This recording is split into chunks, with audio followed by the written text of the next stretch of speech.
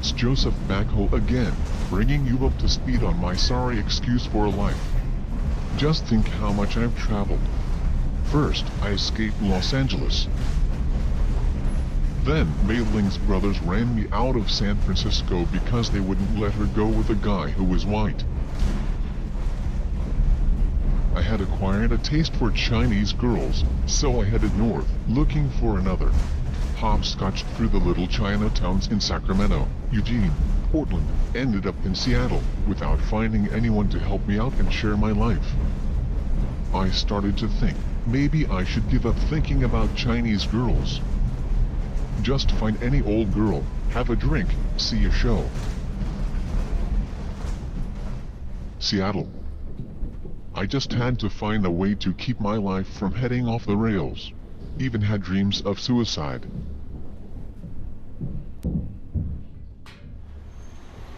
I tried to keep myself together. It was hard.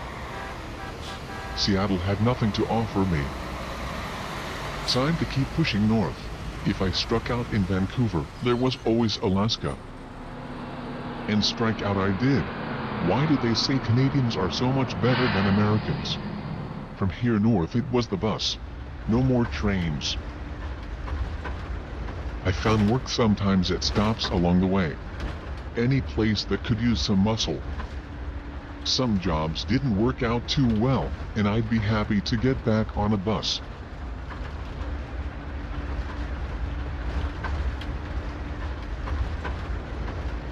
Sometimes I suffered from bad dreams. Other passengers turned into demons.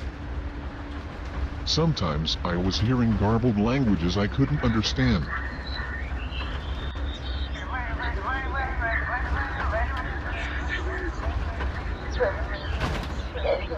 But some of the passengers were all right. Like the guy who told me about Eskimo women, that they served their men, did everything for them, even chewed their boot leather with their own teeth. Oh boy, I could use some of that. Wonder if I could talk my way into a setup like that. Days and nights later, I got to a very old town, a big gold center years ago, way up north in the Yukon Territory.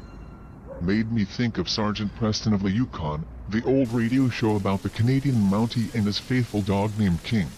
King, the swiftest, strongest of Eskimo lead dogs, blazes the trail through storm and snow for Sergeant Preston, as he meets the challenge of the Yukon. Simple times back then.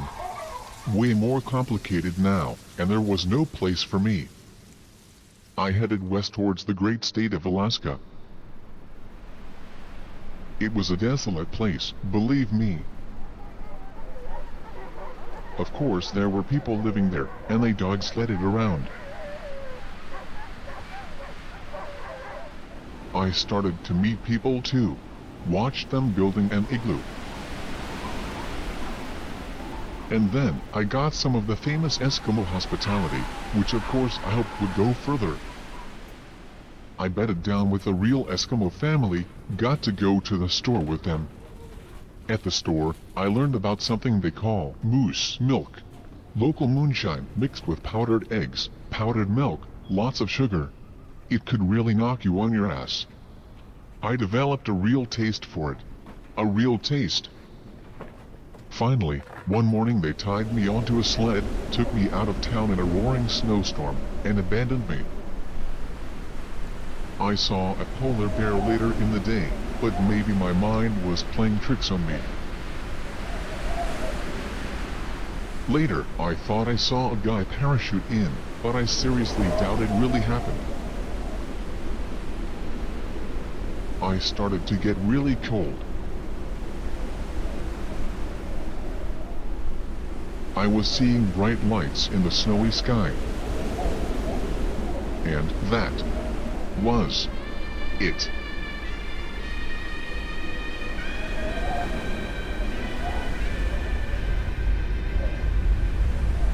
Until a Russian submarine came punching its way up through the ice.